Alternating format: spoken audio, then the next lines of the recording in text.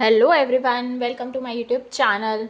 इस वीडियो में हम प्रेसिपिटेशन और प्रेसिपिटेशन से रिलेटेड जितने भी कॉन्सेप्ट्स हैं उसको डिस्कस करेंगे। सो स्टार्ट करते हैं। What is precipitation? प्रेसिपिटेशन क्या होता है? जब भी वाटर का फॉल होता है अर्थ में, क्लाउड से जब भी पानी फॉल करता है अर्थ में किसी भी फॉर्म में, यानी कि फॉर्म्स क्या क्या हो सकते हैं? Rain, snow, slit, glace, hello, ये सब कहलाता है प्रेसिपिटेशन। नेक्स्ट है वेपर प्रेशर क्या होता है? जो वाटर के वेपर्स होते हैं, इस तरीके के वाटर के वेपर्स होते हैं, टाइनी ड्रॉपलेट। वो एक प्रेशर डेवलप करते हैं वाटर सरफेस के ऊपर, वो कहलाता है वेपर प्रेशर। कितना वाटर वेपर प्रेजेंट है एटमॉस्फेयर में, ये पता चलता है कितना वेपर प्रेशर एग्जर्ट हो रहा है। अगर हमको देखना है कि कितना वाटर वेपर अवेलेबल है, उसको हम देख सकते हैं कितना वेपर प्रेशर है। नेक्स्ट टर्म है सैचुरेशन वेपर प्रेशर। जब इवापोरेशन होता है, इवापोरेशन मीन्स वाटर जब सरफेस से एटमॉस्फेयर में जाता है, वो कहलाता है इवापोरेशन। जब भी इवापोरेशन होता है तो एक इक्विलिब्रियम की कंडीशन रीच होती है। जब एयर फुल्ली सैचुरेटेड होता है वेपर के साथ, तो वो और वेपर्स को एब्जॉर्ब नहीं कर सकता, तो जो वेपर उस समय प्रेशर एक्सर्ट करता है वो कहलाता है सैचुरेशन वेपर प्रेशर। जब वहाँ के आसपास की एयर फुली सैचुरेटेड होती है, तब जो वेपर प्रेशर एक्सर्ट करता है वो कहलाता है सैचुरेशन वेपर प्रेशर। इसको हम ES से डिनोट करते हैं। ये इंक्रीज होता है विथ इंक्रीज इन टेम्परेचर। जैसे जैसे टेम्परेचर बढ़ते जाएगा तो सैचुरेशन वेपर प्रेशर भी बढ़ते जाता है। इसकी डेफिनेशन है, if evaporation continues, a state of equilibrium is reached when the air is fully saturated with vapor and therefore it cannot absorb more vapors. The vapors then exert a pressure which is known as saturation vapor pressure. ES increases with increase in temperature. Now next है precipitation कितने types के होते हैं? Types of precipitation. Broadly precipitation 4 types के होते हैं। First है convective precipitation. ये तब होता है जब एयर हीट हो जाती है, जो एयर प्रेजेंट होती है एटमॉस्फेयर में उसका जब हीट हो जाती है, वो तो क्या होता है, जो एयर क्लोज रहेगी और सरफेस के ऊपर वो हीट हो जाएगी। तो हीट होने की वजह से तो जो एयर की डेंसिटी है वो कम हो जाएगी।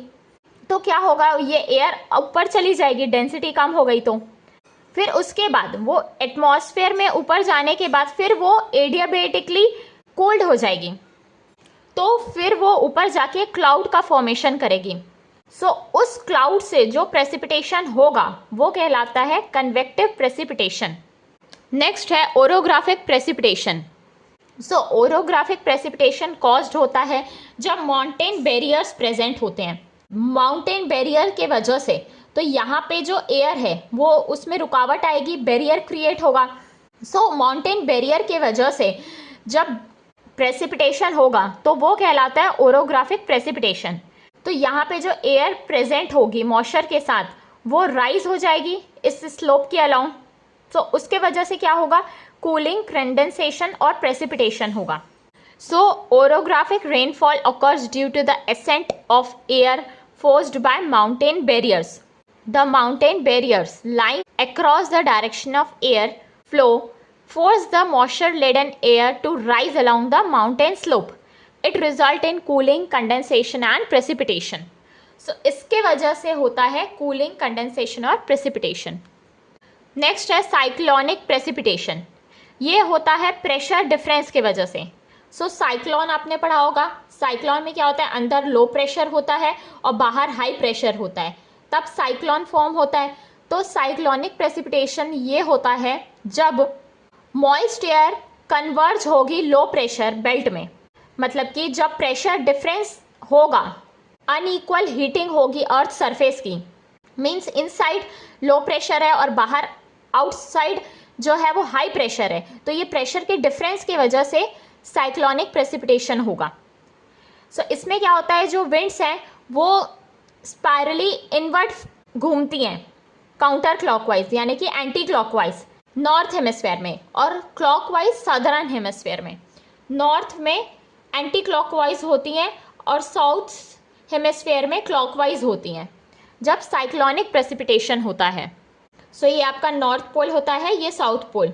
सो यहाँ बता रहा है कि जब साइक्लोनिक प्रेसिपिटेशन होता है तो नॉर्थ में जो विंड्स रहती हैं वो एंटी क्लॉकवाइज घूमती हैं और साउथ हेमिस्फेयर में clockwise.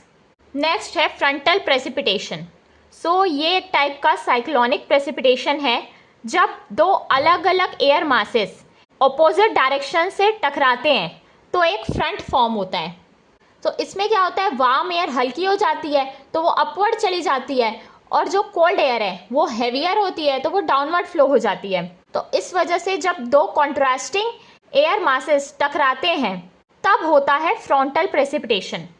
So it is a type of cyclonic precipitation when to contrasting air masses, cold polar air mass and warm westerly air mass come from opposite direction, converge along a line. A front is formed. The warm wind is lifted upward along this front, whereas cold air, being heavier, settles downward. Because the two types of front, warm and cold, have different temperature and density. So दो अलग अलग front यहाँ पे टकराते हैं तो इन दोनों की टेम्परेचर और डेंसिटी दोनों अलग अलग होती है। तो इस वजह से frontal precipitation occurs when they clash with each other. So ये जब एक दूसरे से टकराते हैं तब होता है फ्रंटल प्रेसिपिटेशन। नेक्स्ट है forms of precipitation. Precipitation atmosphere में कितने फॉर्म्स में हमको दिखता है। पहला तो रेन हो गया। सो जो बारिश होती है उसको हम ड्रॉप साइज से डिनोट करते हैं। मीन्स जब ड्रॉप का साइज 0.5 mm टू से लेके 6 mm तक होता है तो वो जो प्रेसिपिटेशन का फॉर्म है वो रेन कहलाता है। नेक्स्ट है ड्रिजल। सो जब इससे कम की बारिश होगी 0.5 mm से ड्रॉप का साइज कम होगा तो वो कहलाती है ड्रिजल। जो बारीक बारीक बारिश होती है वो होती है ड्रिजल। इसकी इंटेंसिटी होती है less than 0.1 centimetre per hour. So drizzle की इंटेंसिटी बहुत कम होती है। नेक्स्ट है स्नो। लाइट जो बर्फ़ होती है, एकदम जो बारीक सी बर्फ़ होती है वो कहलाती है स्नो। इसकी डेंसिटी बहुत कम होती है।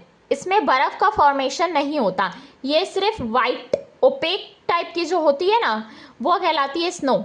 इसकी डेंसिटी कम होती है।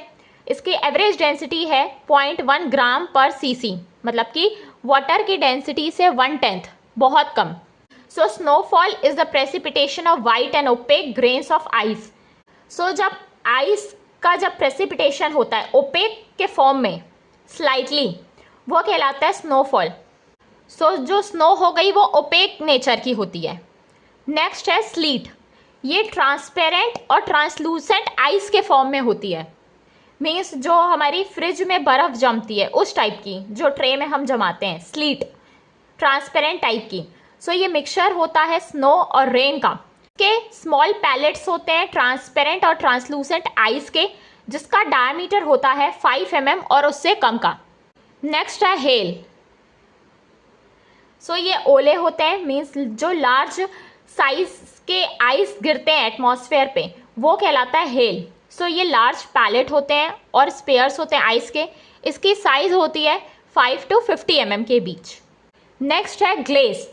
सो जब भी ग्राउंड के ऊपर वाटर जो आएगा सरफेस के ऊपर वो फ्रीज हो जाएगा तो वो कहलाता है glaze. Water freezes on contact with the cold ground. Next है प्रेसिपिटेशन को हम कैसे मेजर कर सकते हैं। So measurement of precipitation. So there are 2 methods. First है नॉन रिकॉर्डिंग गेजेस, सेकेंड है रिकॉर्डिंग गेजेस।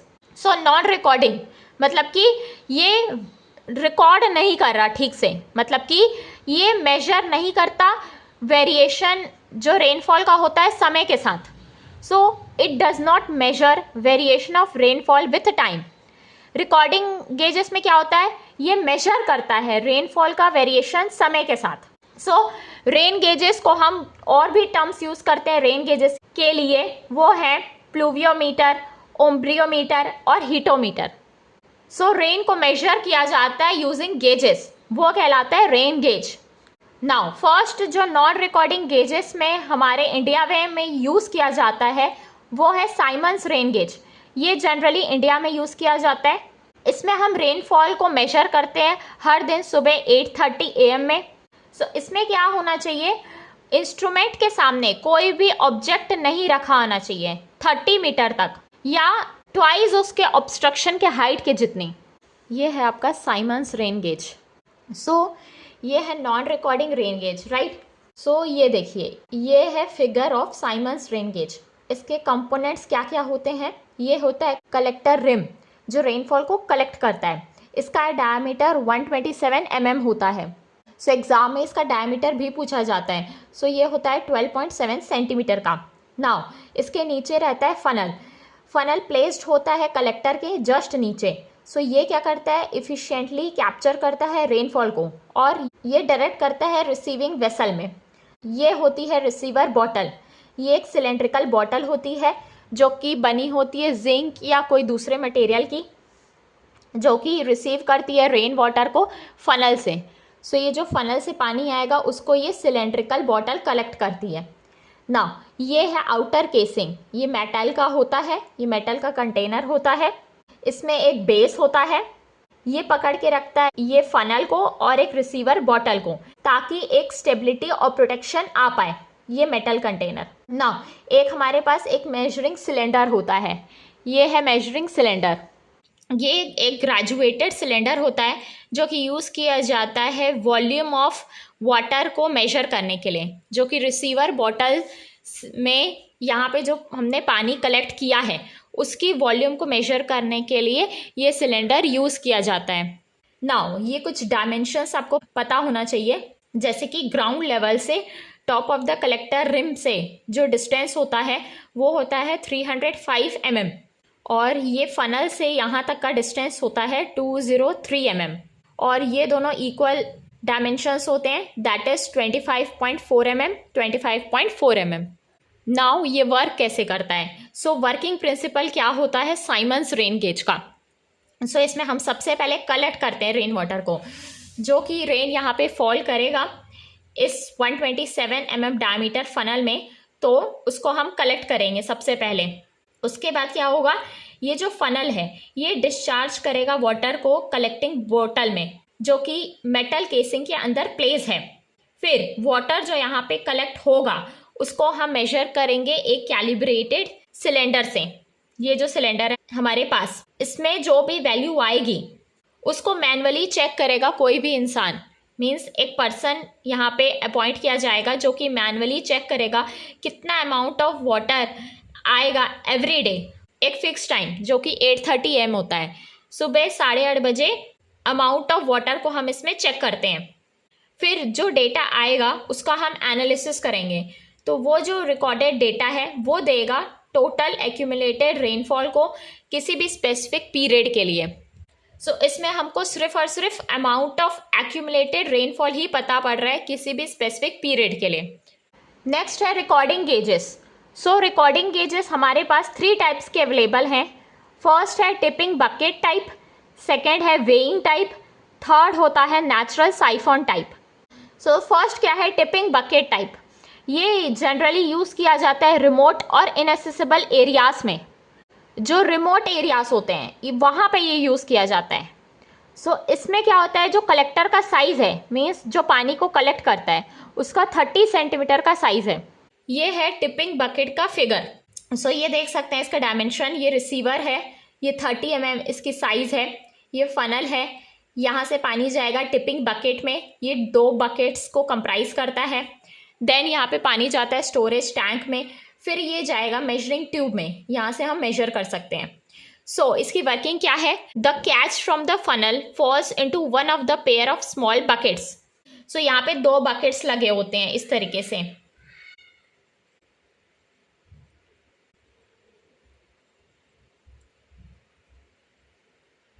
ये बकेट्स होते हैं, ये आपके 2 बकेट्स यहाँ पे लगे होंगे। जब एक बकेट में 0.25 mm का पानी कलेक्ट हो जाएगा तो वो टिप हो जाएगा, फिर वो पोजीशन से हटके दूसरा वाला उस पोजीशन में आ जाएगा। फिर जो टिपिंग होगी वो रिकॉर्ड होगी इलेक्ट्रिकली ड्रिवन पेन के द्वारा। यहाँ पे एक इलेक्ट्रिकली ड्रिवन पेन होगी जो कि रिकॉर्ड करेगी क्लॉकवर्क ड्रिवन चार्ट। यहाँ पे जो चार्ट है वहाँ पे वो रिकॉर्ड करेगी डेटा को। सो जो भी रिकॉर्ड आएगा टिपिंग बकेट से वो देगा इंटेंसिटी ऑफ रेनफॉल। सो यहाँ से हमको रेनफॉल की इंटेंसिटी पता चल जाएगी। नेक्स्ट है वेइंग बकेट टाइप। सो जो वेइंग बकेट टाइप का रेन गेज है ये मास कर्व ऑफ रेनफॉल देता है। मास कर्व, इससे जो डेटा ऑब्टेन्ड होता है वो होता है मास कर्व। सो ये यूज़ किया जाता है हर टाइप के प्रेसिपिटेशन के लिए, ऑल काइंड्स। सो जब भी हर तरह के प्रेसिपिटेशन को हमको मेजर करना रहता है तब हम यूज़ करते हैं वेइंग बकेट टाइप इंस्ट्रूमेंट। जैसे कि अगर रेन है, स्लीट है, कोई भी फॉर्म का प्रेसिपिटेशन होगा तो इस वेइंग बकेट यूज़ किया जाता है। नाउ ये है वेइंग बकेट का फिगर। तो देखिए ये फनल है, ये कलेक्टिंग बकेट है, ये देख सकते हैं वेइंग बकेट टाइप। सो इसमें क्या होता है, वेट के अकॉर्डिंग हम मेजरमेंट लेते हैं। सो यहाँ पे जो वाटर कलेक्ट होगा ये क्या जाएगा, एक बैलेंस मैकेनिज्म के ऊपर जाएगा। तो यहाँ पे जो वेट आएगा, वजन आएगा, उसके अकॉर्डिंग यहाँ पे डेटा रिकॉर्ड हो जाएगा। सो इसमें क्या होता है, जो वाटर फनल में आएगा वो किस में कलेक्ट होगा, बकेट में, और ये बकेट प्लेस है एक वेइंग स्केल के ऊपर। सो यहाँ पे जैसे जैसे वेट बढ़ते जाएगा वो डेटा रिकॉर्ड हो जाएगा इस चार्ट के ऊपर। ये चार्ट प्लेस्ड है रोटेटिंग ड्रम के ऊपर। सो यहाँ पे जो प्लॉट ऑब्टेन्ड होगा वो होगा एक्यूमुलेटेड रेनफॉल अगेंस्ट टाइम का, मतलब कि मास कर्व ऑफ रेनफॉल इससे ऑब्टेन्ड हो जाएगा। सो यहाँ से जो डेटा ऑब्टेन्ड है वो होगा मास कर्व ऑफ रेनफॉल, यानी कि एक्यूमुलेटेड रेनफॉल का अगेंस्ट टाइम से। सो यहाँ आप देख सकते हैं ये फनल है, ये कलेक्टिंग बकेट है, ये है बैलेंस लिंकेज मैकेनिज्म, ये है पेन का आर्म, यहाँ पे जो पेन है उसका ये आर्म है, ये एक्सटेंशन स्प्रिंग है, ये रोटेटिंग चार्ट है, ये रोटेटिंग ड्रम के ऊपर एक चार्ट प्लेस्ड है जो कि रोटेट हो रही है। So that is rotating chart. Next है नेचुरल साइफॉन टाइप। इसको हम फ्लोट टाइप गेज भी बोलते हैं, इसका एक और नाम है फ्लोट टाइप गेज। सो रिकॉर्डिंग गेज में जो इंडिया में यूज़ किया जाता है वो है नेचुरल साइफॉन टाइप। सो इससे क्या ऑब्टेन्ड होता है, मास कर्व। इससे भी जो डेटा ऑब्टेन्ड होता है वो होता है मास कर्व ऑफ रेनफॉल। ये है नेचुरल साइफॉन टाइप। सो ये किस प्रिंसिपल में वर्क करता है, इसमें क्या होता है, जो रेन आएगी वो फ्लोट चैम्बर में जाएगी। ये है फ्लोट चैम्बर, यहाँ पे जो पानी है उसको कलेक्ट किया जाएगा। सो उससे क्या होगा, ये जो फ्लोट है वो ऊपर चला जाएगा, फ्लोट राइज हो जाएगा। फिर यहाँ पे एक पेन अटैच्ड है फ्लोट में, उस मूवमेंट को वो ट्रेस करेगी रोटेटिंग ड्रम में जो कि ड्रिवन है क्लॉक के द्वारा। सो यहाँ पे जो मूवमेंट है वो रिकॉर्ड किया जाएगा यूजिंग दिस ऑटोमेटिक पेन। सो ये ऑटोमेटिकली इस डेटा को ये रिकॉर्ड करेगी। सो इसमें क्या होता है, जब वाटर लेवल एक सर्टेन हाइट को अचीव कर लेगा, मीन्स जब फ्लोट यहाँ से यहाँ आ जाएगा, सो ये जो साइफन मैकेनिज्म है वो इस चैम्बर को खाली कर देगा। सो फिर ये जो फ्लोट है फिर नीचे आ जाएगा। फिर उसके बाद जो पेन है वो रिकॉर्ड करेगी एक ड्रॉप में। सो सडन ड्रॉप आएगा वहाँ पे चार्ट में। सो इसमें क्या होगा, एक कंटिन्यूस रिकॉर्ड होगा, फिर से ये ऊपर जाएगी, फिर से साइफन एक्शन से ये चैम्बर खाली हो जाएगा, मतलब कि वो जो चार्ट में डेटा है फिर वहाँ पे फिर ड्रॉप होगा। इस तरीके से जैसे ये फ्लोट है ये राइज हुआ, फिर उसके बाद देन अगेन फॉल होगा, पेन का मूवमेंट, फिर इस तरीके से इसमें क्या होता है, राइज एंड फॉल होता है नेचुरल साइफन में। सो इससे जो हमारे पास डेटा आएगा वो कंटिन्यूस होगा। सो इसमें जो डेटा ऑब्टेन होगा वो एक टाइप का कंटिन्यूस ग्राफिकल रिकॉर्ड होगा प्रेसिपिटेशन का ओवर टाइम में। Next topic is rain gauge network. So जो रेन गेजेस होते हैं उनका नेटवर्क कैसे होता है। सो हम देखेंगे कितने रेन गेज हैं, उसको हम देखते हैं रेन गेज डेंसिटी से। सो ये होता है जितने भी टोटल नंबर ऑफ गेजेस होते हैं कैचमेंट में टू द टोटल एरिया जितना कैचमेंट का होता है, मतलब कि रेन गेज डेंसिटी रेशियो होता है जितने गेजेस कैचमेंट में हैं by the total area of the catchment. So ये एक्सप्रेस किया जाता है एरिया कवर्ड पर गेज, एक गेज के द्वारा कितना एरिया कवर किया गया है। सो यहाँ पे ये बोला जाता है कि कम से कम 10% ऑफ द जो रेन गेज स्टेशन है वो इक्विप्ड होने चाहिए ऑटोमेटिक रेन गेजेस से, मतलब कि सेल्फ रिकॉर्डिंग। सो जब भी हम रेन गेज लगाएं तो हमें ये मेंटेन करना चाहिए कि जो 10% रेन गेज स्टेशंस हैं वो ऑटोमेटिकली ऑपरेट हों। नाउ अकॉर्डिंग टू IS 4987/1968 जो recommended rain gauge network density है वो कैसी होनी चाहिए। सो ये भी एग्जाम में पूछा जाता है। सो प्लेन्स में 1 स्टेशन पर 520 किलोमीटर स्क्वायर होनी चाहिए। मतलब अगर प्लेन एरिया है तो इतने एरिया में इतना रेन गेज होना चाहिए, स्टेशन इतने एरिया में इतनी रेन गेज होनी चाहिए, मतलब कि 1 पर 520 किलोमीटर स्क्वायर। नेक्स्ट, अगर रीजन आपका मॉडरेटली एलिवेटेड एरिया है, मतलब कि एवरेज एलिवेशन है 1000 मीटर तक, तो यहाँ पे एक स्टेशन होनी चाहिए इन 260 to 390 किलोमीटर स्क्वायर में। नाउ अगर हिली एरियाज है जहाँ पे बहुत हैवी रेनफॉल है तो वहाँ पे 1 होनी चाहिए इन 130 किलोमीटर स्क्वायर एरिया में। नेक्स्ट, कई बार हमको ये देखना पड़ता है कि एडिक्वेसी क्या है, कितना एडिक्वेट है हमारा रेन गेज स्टेशन, मतलब कितना सुटेबल है। So number of rain gauge station in a given catchment must be sufficient so that the error in precipitation measurement is not more than the accepted value. So जितने भी rain gauge station है किसी भी catchment area में वो sufficient होना चाहिए ताकि जो एरर आए प्रेसिपिटेशन को मेजर करने के लिए वो ज़्यादा नहीं होना चाहिए, मतलब कि जो एरर है वो एक लिमिट तक होना चाहिए। उस अकॉर्डिंग ही हमको रेन गेज स्टेशन प्रोवाइड करना चाहिए। इसको हम कैसे फाइंड करते हैं? फर्स्टली हम मीन रेनफॉल फाइंड करते हैं, जो कि मीन नॉर्मल जो हम मैथ्स में मीन फाइंड करते हैं किसी भी चीज़ का। Sum of all values by number of values, तो sum of all precipitation by number of. Next हम फाइंड करते हैं स्टैंडर्ड डेविएशन, यानी कि कितना डेविएशन है हमारे स्टेशंस में। ये हो जाएगा √/ समेशन ऑफ PI - PM का whole square by n-1। Next हम फाइंड करते हैं कोफिशिएंट ऑफ वेरिएशन, यानी कि CV। ये होता है standard deviation by mean into 100। Next हम फाइंड करेंगे ऑप्टिमम नंबर ऑफ स्टेशन। इसका फॉर्मूला होता है n = CV बाय E का होल स्क्वायर, जहाँ पे E है अलाउएबल डिग्री ऑफ एरर, मतलब कि ये परसेंटेज में होना चाहिए तभी ये फॉर्मूला वैलिड है। यहाँ पे परसेंटेज में पुट करना है हमको, तब आएगा आपका n।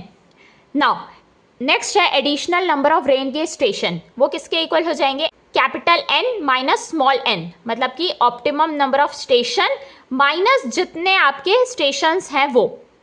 नेक्स्ट अब हम कुछ टर्म्स यूज़ करने वाले हैं, जैसे कि नॉर्मल प्रेसिपिटेशन और एवरेज एनुअल रेनफॉल। इनका मैं मीनिंग बता देती हूँ। नॉर्मल प्रेसिपिटेशन जो होती है ये एवरेज वैल्यू होती है किसी भी पर्टिकुलर डेट, मंथ या ईयर की ओवर 30 ईयर पीरियड, मतलब 30 ईयर्स तक हम जो वैल्यू लेंगे उसका एवरेज। ये यूज़ किया जाता है जब हमको मिसिंग डेटा फाइंड करना रहेगा सर्टेन रेन गेज का। जैसे कि अगर आपने पर्टिकुलर डेट यानी कि 28 को अगर आपने रेनफॉल मेजर किया है तो 30 ईयर तक उसमें जितनी वैल्यूज़ आएंगी उनका एवरेज।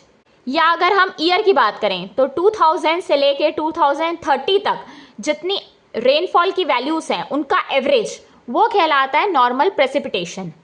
नेक्स्ट है एवरेज एनुअल रेनफॉल। इसमें हम एवरेज लेते हैं एनुअल रेनफॉल का फॉर द लास्ट 35 ईयर्स। इसमें हम एनुअल जो वैल्यूज़ हैं रेनफॉल की उसको लेते हैं और 35 ईयर्स तक लेते हैं, फिर उसका जो एवरेज आता है वो कहलाता है average annual rainfall. Now daily rainfall क्या होता है? जो अमाउंट ऑफ रेन कलेक्ट होगा रेन गेज के द्वारा 24 घंटे में, वो होता है डेली रेनफॉल।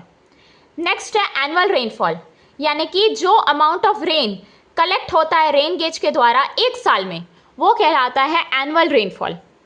नेक्स्ट अब हम जो डेटा लेंगे वो किस तरीके से लेते हैं? Preparation of data.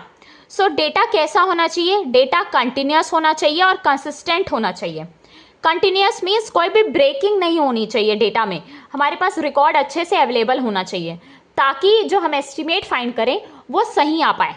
Next consistent होना चाहिए डेटा, मतलब कि एक प्रॉपर पैटर्न में जब हम डेटा लें तो जो हमारा डेटा लेने का तरीका है वो एक प्रॉपर पैटर्न और एक प्रॉपर ट्रेंड फॉलो करें।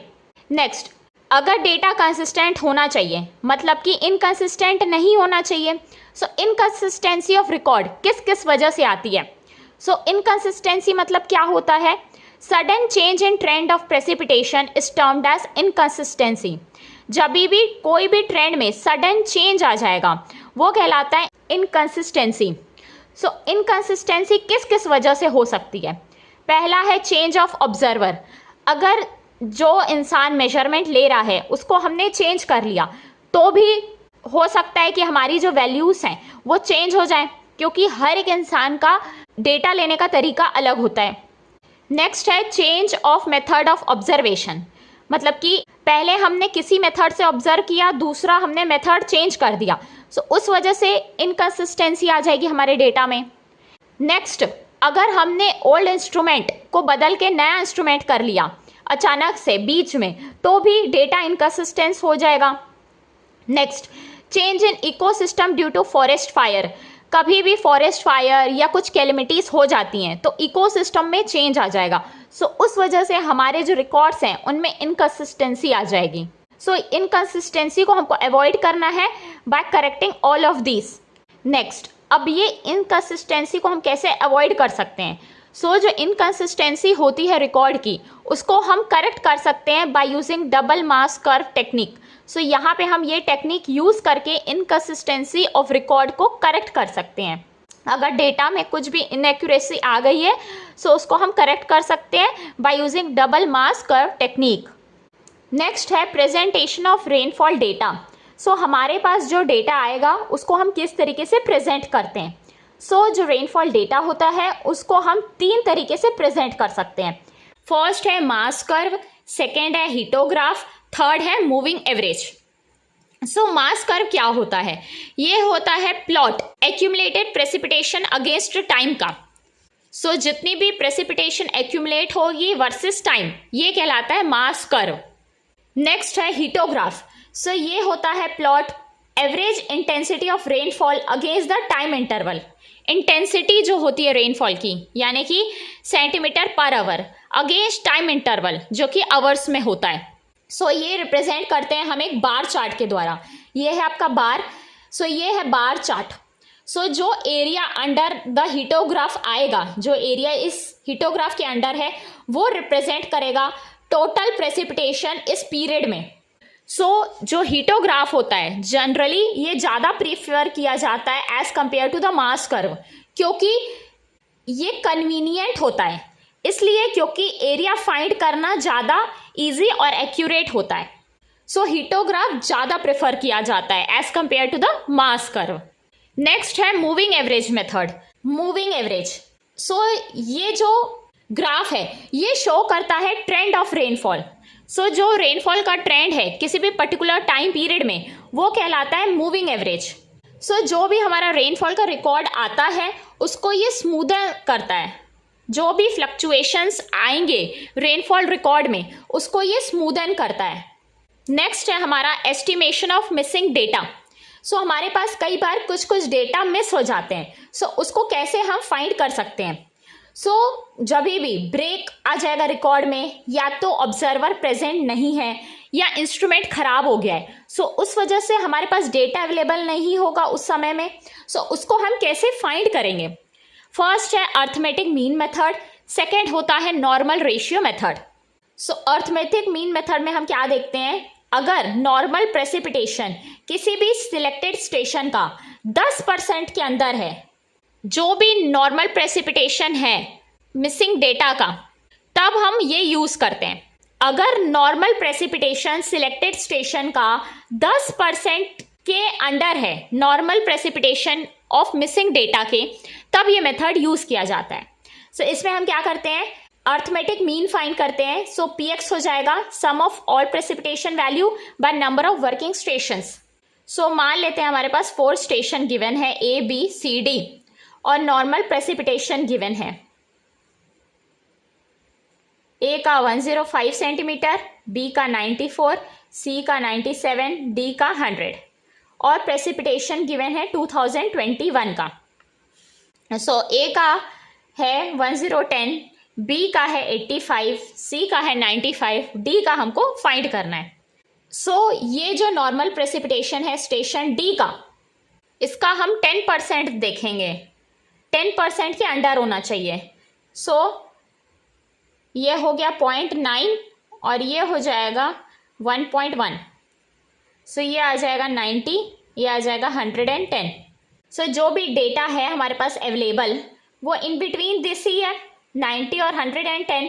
सो यहाँ पे हम यूज़ करेंगे अर्थमेटिक मीन मेथड, मतलब कि जो स्टेशन डी की वैल्यू है वो लाई कर रही है 10% के रेंज में, A B C of 0.9 of normal precipitation of station D times और less than 1.1 times of normal precipitation of station D. So यहाँ पे अर्थमेटिक मीन यूज़ करेंगे हम। सो ये वैल्यू आ जाएगी 96.67 सेंटीमीटर। नेक्स्ट है नॉर्मल रेशियो मेथड। सो जब भी नॉर्मल प्रेसिपिटेशन किसी भी सिलेक्टेड स्टेशन का 10% से ज़्यादा है उस स्टेशन का जिसका डेटा मिसिंग है, तो Px/Nx हो जाएगा 1/m into P1/N1 plus P2/N2 plus up to Pm/Nm, जहाँ पे P1 प्रेसिपिटेशन है फर्स्ट स्टेशन का, N1 है नॉर्मल प्रेसिपिटेशन फर्स्ट स्टेशन का, M है number of additional station chosen, Px है प्रेसिपिटेशन जो मिसिंग डेटा है जिसका हमको फाइंड करना है, Nx है नॉर्मल प्रेसिपिटेशन उसी स्टेशन का जहाँ पे डेटा मिसिंग है। सो इसको भी मैं एक एग्जांपल से बता देती हूँ। मान लेते हैं हमारे पास 4 स्टेशन है same A B C D। Normal precipitation given है 112, 94, 97, 100। प्रेसिपिटेशन नॉर्मल प्रेसिपिटेशन गिवन है ईयर क्या 05। इसका हमको वैल्यू फाइंड करना है। सो इसका 0.9 टाइम्स स्टेशन डी की जो वैल्यू है वो 90 हो गई और 1.1 टाइम्स ऑफ एनडी हो गई 110। सो जो वैल्यूज है 90 और 110 10 के बीच नहीं है, ये देखिए ये 118 है। सो ये ज़्यादा है, तो यहाँ पे हम अर्थमेटिक मीन मेथड यूज़ नहीं कर पाएंगे, यहाँ पे हम यूज़ करेंगे नॉर्मल रेशियो मेथड। सो उसको यूज़ करके हम यहाँ पे वैल्यू फाइंड करेंगे। सो ये फॉर्मूला आप अप्लाई कर देंगे तो ये वैल्यू आ जाएगी 103.12 सेंटीमीटर। मतलब जब 10% की रेंज में नहीं होगा तब ये मेथड यूज़ किया जाता है, और अगर 10% की रेंज के अंडर है तब अर्थमेटिक मीन मेथड यूज़ किया जाता है। नेक्स्ट है एवरेज डेप्थ ऑफ प्रेसिपिटेशन। सो कितने डेप्थ तक प्रेसिपिटेशन हुआ है वो हम कैसे फाइंड करते हैं, मतलब कि कितना हमारा यूनिफॉर्म डेप्थ है रेनफॉल का किसी भी एंटायर बेसिन में, वो कहलाता है average depth of precipitation. What will be the uniform depth of rainfall that can be taken over the entire basin? So ये आपका एंटायर बेसिन है, कितने डेप्थ का रेनफॉल है वो होता है एवरेज डेप्थ ऑफ प्रेसिपिटेशन। सो इसको हम कैसे फाइंड करते हैं, P एवरेज इंटू एरिया किसके इक्वल हो जाएगा, वॉल्यूम ऑफ रेनफॉल के। ये आपका टोटल कैचमेंट एरिया है, यहाँ पे प्रेसिपिटेशन गिवन है P1, P2, P3, P4, P5, P6। सो इसका एवरेज लेंगे, उसको एरिया से मल्टीप्लाई करेंगे तो आ जाएगा वॉल्यूम ऑफ रेनफॉल। ना इसको हम कैसे फाइंड करते हैं, सो हमारे पास 3 मेथड्स हैं एवरेज डेप्थ ऑफ प्रेसिपिटेशन को फाइंड करने के लिए। फर्स्ट है अर्थमेटिकल मीन मेथड, सेकेंड है थीजन पॉलीगॉन मेथड, थर्ड है आइसोहाइटल मेथड। सो इसको हम 1 बाय 1 डिस्कस कर लेते हैं। फर्स्ट है अर्थमेटिक मीन मेथड। सो ये सबसे सिंपल और इजी मेथड है प्रेसिपिटेशन का एवरेज डेप्थ फाइंड करने के लिए, लेकिन ये लीस्ट एक्यूरेट मेथड है। नाउ ये जो मेथड है ये प्लेन एरियाज के लिए सुटेबल होता है, और ये मेथड तब सुटेबल होता है जब रेन गेज का डिस्ट्रीब्यूशन यूनिफॉर्म है। मीन्स हमारा जो एरिया है प्लेन है, ज़्यादा एरिया में वेरिएशंस नहीं है, रेन गेज यूनिफॉर्मली डिस्ट्रीब्यूट है, तभी इसको यूज़ किया जाता है। सो ये सिंपल मेथड है, ये आपका एरिया है। सो यहाँ पे प्रेसिपिटेशन डिस्ट्रीब्यूटेड है, इसका एवरेज आ जाएगा P average equals to sum of all the precipitation by number of stations. So PA, PB, PC, PD plus PE ये सब का precipitation values by number of stations. So P average यहाँ से आ जाएगा। नेक्स्ट है थीजन polygon method. सो ये method है ज़्यादा एक्यूरेट होता है अर्थमेटिक मेथड से, और ये टेक केयर करता है जो रेन गेज स्टेशन है कैचमेंट के बाहर भी, उनको भी ये टेक केयर करता है। सो ये मेथड ज़्यादा एक्यूरेट है अर्थमेटिक मेथड के कंपैरिजन में, और जो रेन गेजेस कैचमेंट के बाहर हैं उनको भी ये कंसिडर करता है। सो ये मेथड वेटेज देता है एरिया को। सो इसने इंपॉर्टेंस दी है एरिया को। सो ये सुटेबल होता है प्लेन एरियाज के लिए जहाँ पे टोपोग्राफी का केयर नहीं किया गया है। सो ये मेथड में हम non uniform distribution of rain gauge को भी कैटर करते हैं। सो जब भी रेन गेज का डिस्ट्रीब्यूशन नॉन यूनिफॉर्म है तब भी ये मेथड यूज़ किया जा सकता है। सो ये हो जाएगा पी एवरेज, इसमें हमने वेटेज दिया है एरिया को। So precipitation into precipitation station A का इनटू एरिया स्टेशन ए का प्लस प्रेसिपिटेशन स्टेशन बी का इनटू एरिया स्टेशन बी का प्लस प्रेसिपिटेशन स्टेशन सी का उसी का area plus precipitation station D का और उस कैचमेंट का area by area of station A plus area of station B plus area of station C plus area of station D. So P average हो जाएगा summation of I equals to 1 to n P I into A I by summation of A I is 1 to n।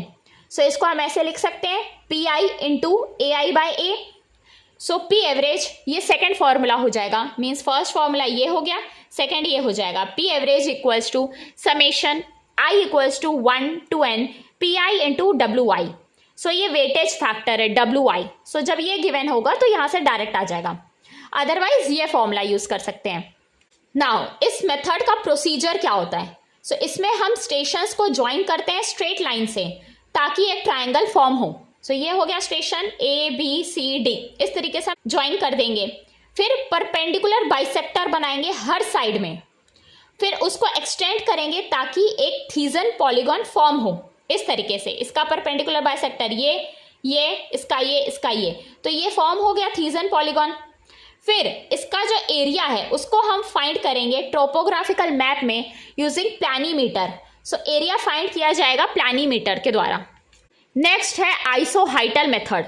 सो ये most accurate method होता है, सबसे accurate method. सो ये method use किया जा सकता है जब अनड्यूलेटेड एरिया हो, हिली एरिया हो और टेकन केयर ऑफ टोपोग्राफी हो। सो ये मेथड टेक केयर करता है non uniform distribution of rain gauge. So जब भी रेन गेज का डिस्ट्रीब्यूशन नॉन यूनिफॉर्म है तब भी हम इसको यूज कर सकते हैं। नाउ आइसोहाइट क्या होता है? आइसोहाइट लाइन ज्वाइन करता है points of equal rainfall magnitude. So जहाँ पे भी रेनफॉल मैग्नीट्यूड इक्वल होंगे सो उनको जो लाइन ज्वाइन करेगी वो कहलाती है आइसोहाइट।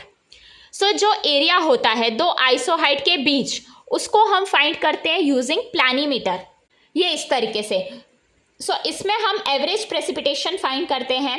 सो देखिए ये आपका स्टेशन 1 है, ये 2, ये 3, ये 4, ये 5। सो इसका हम एवरेज ले लेंगे जो लाइन ज्वाइन करेगी इक्वल प्रेसिपिटेशन को, ये है आइसोहाइट। सो आइसोहाइट्स की ये लाइन है P1, P2, P3, P4, P5, P6। ना अब हम इसमें क्या करते हैं P1 प्लस P2/2 इंटू इसका बीच का जो एरिया है A1 plus P2 plus P3/2 into इसके बीच का एरिया A2।